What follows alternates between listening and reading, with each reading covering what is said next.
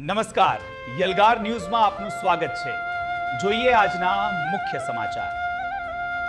યલગાર news Chhota Udepur. નમસ્કાર, આપ જોઈ રહ્યા છો યલગાર ન્યૂઝ છોટાઉદેપુર અને હું છું ઇમરાન મિર્ઝા। છોટાઉદેપુર જિલ્લા મથકે જ આજે વહીવટી તંત્ર અને ખાસ કરીને MGVCLની કામગીરી સામે ગંભીર સવાલો ઊભા થયા છે। આભમાંથી અગનગોળા વરસી રહ્યા છે।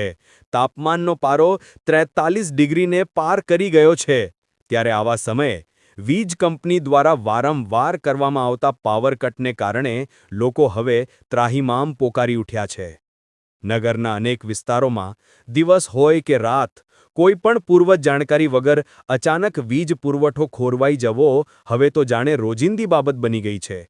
પ્રી મોન્સૂન કામગીરીના નામે લાખો રૂપિયાનો ધુમાડો કરનાર વીજ કંપનીના સત્તાધીશો આજે મૌન સેવીને બેઠા છે।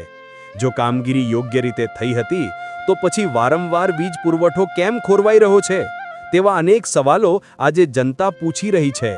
વીજળીના આ લપકા ઝપકાને કારણે ઘરના મોંઘા ઇલેક્ટ્રોનિક ઉપકરણો બળી રહ્યા છે, જેનું નુકસાન કોણ ભોગવશે? ગરમીના કારણે માસૂમ બાળકો, વૃદ્ધો અને હોસ્પિટલમાં સારવાર લઈ રહેલા બીમાર દર્દીઓની હાલત અત્યંત દયનીય બની છે।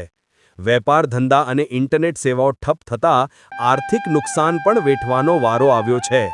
નગરજનોમાં અત્યારે ભારે અસંતોષ અને રોષ જોવા મળી રહ્યો છે। જનતા પૂછી રહી છે કે શું આ જ છે વીજ કંપનીની કામગીરી? તંત્ર ક્યારે જાગશે અને ક્યારે નગરજનોને આ મુસીબતમાંથી છુટકારો મળશે? સંબંધિત વિભાગ સત્વરે જાગે અને યોગ્ય કાર્યવાહી કરે તેવી લોકમાંગ હવે પ્રબળ બની છે। કેમેરામેન સાથે હું ઇમરાન મિર્ઝા, યલગાર ન્યૂઝ છોટાઉદેપુર। છોટાઉદેપુર નગરમાં ગઈકાલે 3 થી 4 વખત લાઈટો ગઈ અને તમે પ્રી મોન્સૂનની કામગીરી કરો છો તો તે કામગીરી કરતા નથી, અધૂરી રહી જાય છે અને બીજું કામ કર્યા અને લાઈટો જાય, છાસવાર લાઈટો જાય છે અને કોઈ બીમાર માણસ હોય।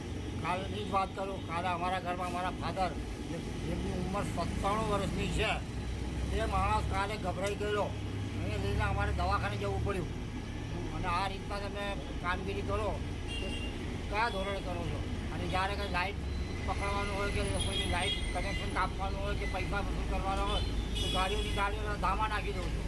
અને આ વખતે તમે કલાકો સુધી લાઇટો નથી આપતા, તે બી રાત્રિના સમયે આવા કપડા ઉનાળામાં જ્યારે પ્રી મોન્સૂનની કામગીરી કરવાની હોય છે તે હજુ તો વાર છે। આ તો હમણાં તો ઉનાળો ચાલે છે, ઉનાળામાં તમે પ્રી મોન્સૂનની કામગીરી કરો છો।